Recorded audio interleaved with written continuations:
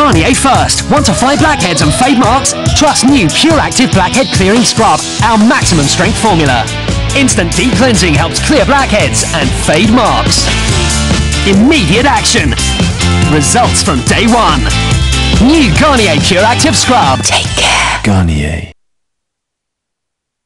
You're watching 4OD on channel4.com. 150,000 British men and women have been to war in Iraq and Afghanistan. But after serving their country, many are living with the consequences. When I got back, I'd have a knife in my room constantly with me. Just don't feel safe no more. Bloody hell, that's not just a knife. Tonight, Dispatches looks at the hidden cost of war for soldiers and their families. Put the magazine on, cocked it, and just fuck it, and just put it to my head.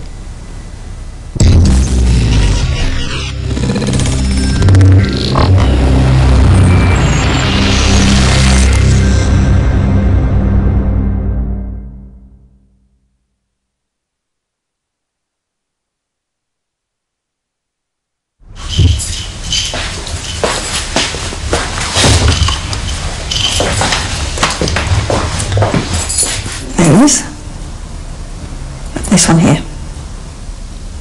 Oh, I see. Yeah, brought up at DR forshaw. Yeah, May to November 2006. So he had his 33rd birthday out there. In South London, a family are mourning a paratrooper who served 2 tours of duty in Iraq when the fighting was at its fiercest. David at his happiest in the army. I love that photograph. And another lovely photograph of Dave. That's with me. Everywhere I look, I can just see my son. If I feel upset, then he just makes me smile. It took quite a few days really for it to sink in. And I can't honestly say now, sometimes it still doesn't sink in. I still don't think he's gone. I still think he'll turn up sometimes. Thank you. Dave Forshaw's mother Janet and his brother-in-law Paul are taking me on a trip to remember their dead soldier.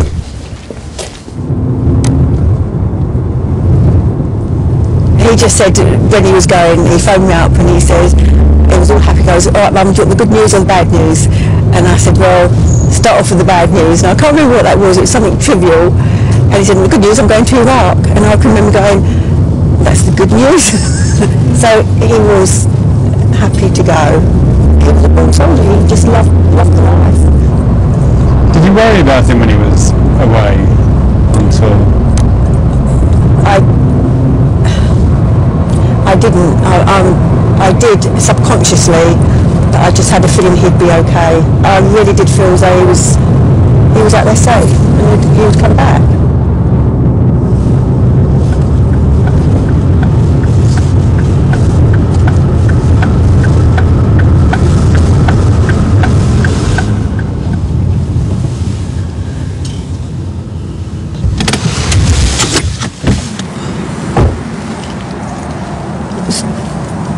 Parked his car here, didn't he? Dave Forshaw didn't die in Iraq. For him, life ended in this car park in South London. Well, that was a picture of him, but the weather's got to him. But he's there, I can still see his head there. And this is the letter that the Colonel, on the 18th of July 2006, wanted to give his thanks to David.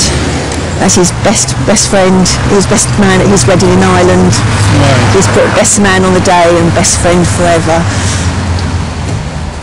Shannon, can you just tell me a little bit about the circumstances of his death?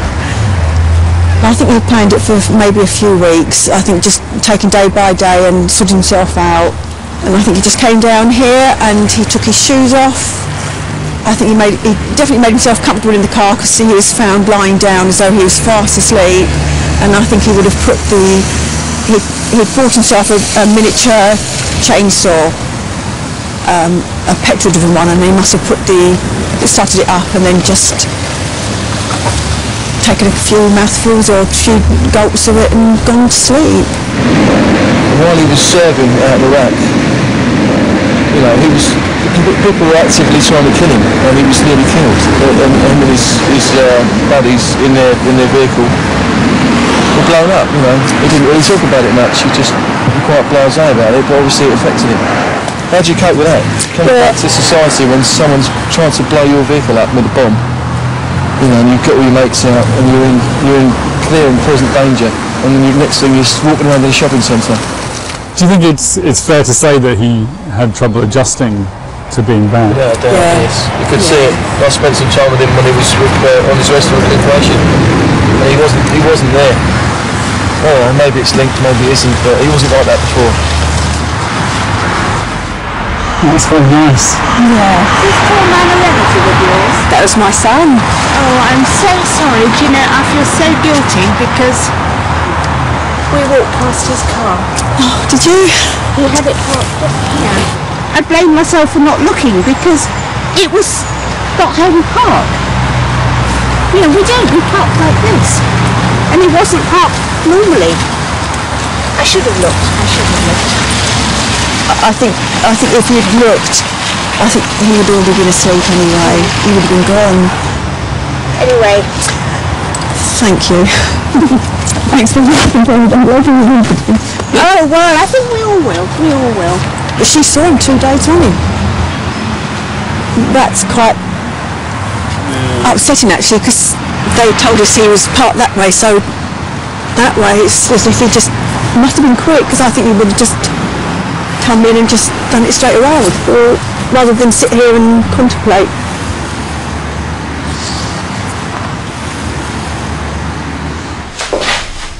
Dave's phone was in the car and contains the last images of him. It was his sister Sue who found them. Images. Yeah. Well. Did that? Yeah. He's still got his watch on there. So he took that off. He left that. So that was the night that he died, was it? Yeah. This was taken, says the time here, 25 to 10 on the 3rd. Right. Why do you think he took those pictures? I don't know. You know, just for us to remember him by. That's the last one, I think.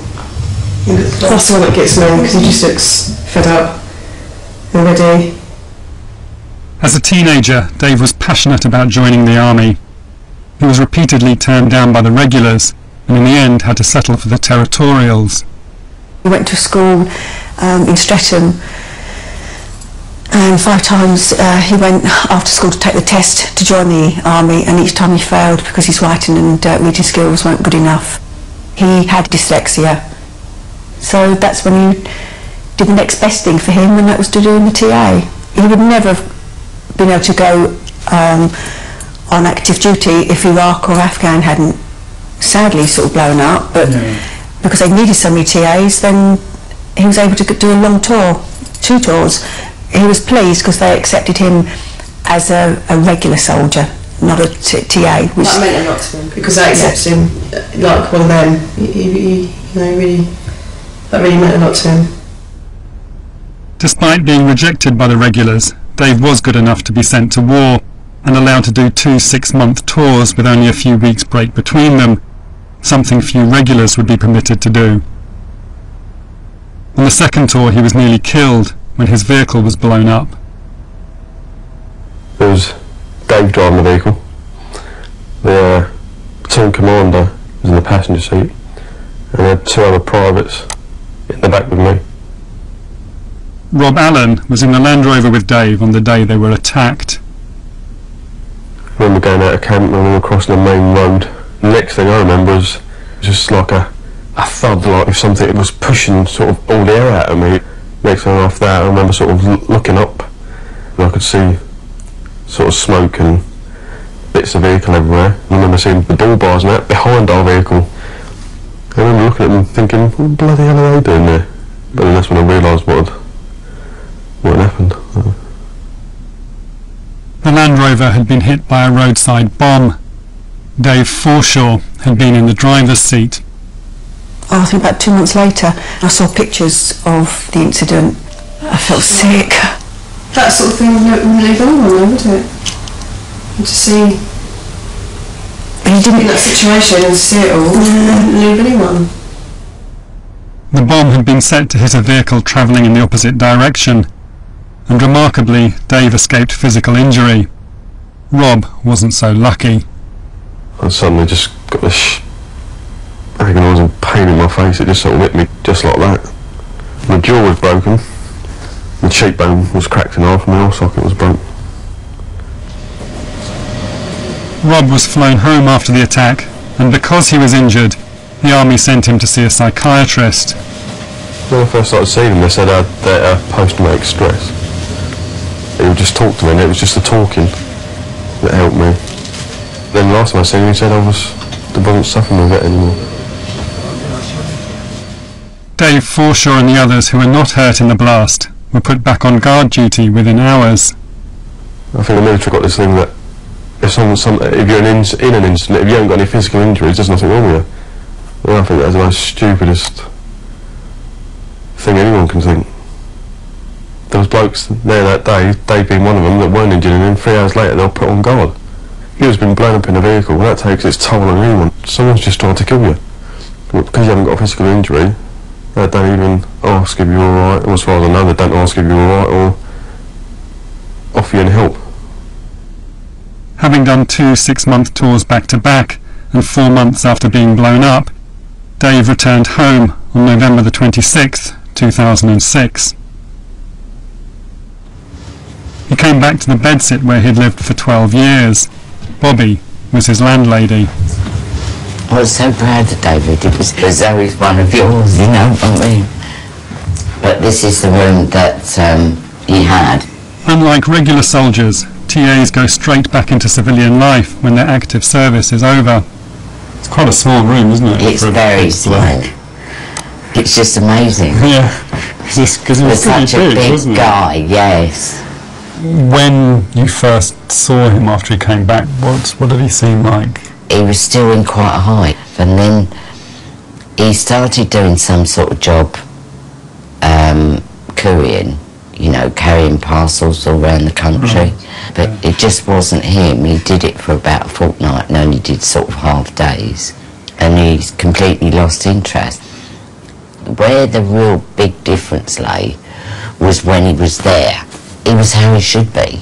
And when he came back here, he had to go back to what? To mundane, really, no purpose there, no real purpose in his life at all. It didn't have a great deal of meaning. It's often unclear just where an ex-soldier should go for psychiatric support, but the responsibility is placed on the person who is suffering to seek help.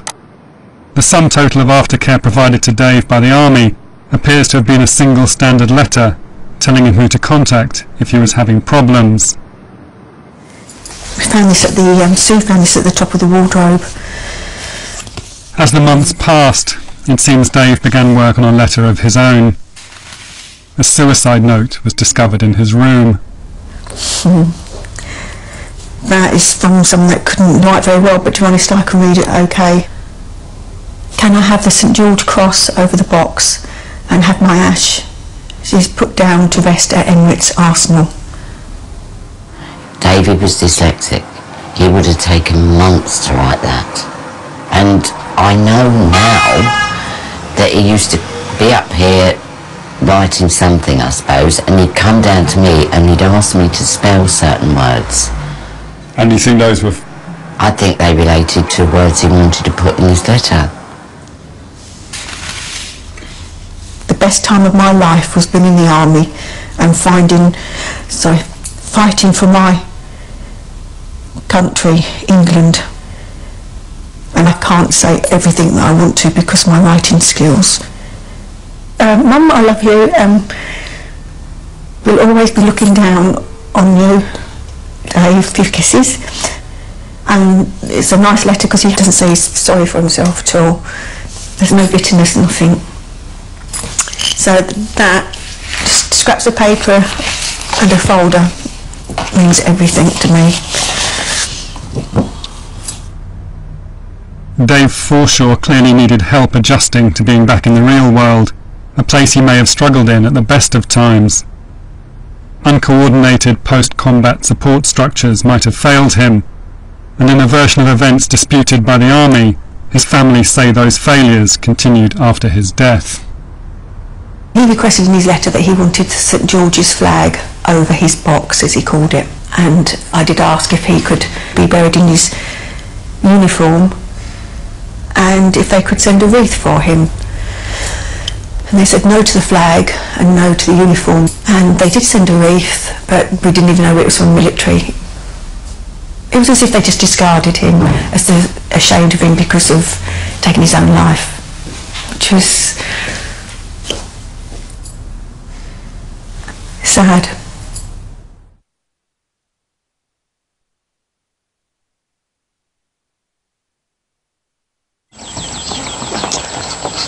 Run, Forrest, run!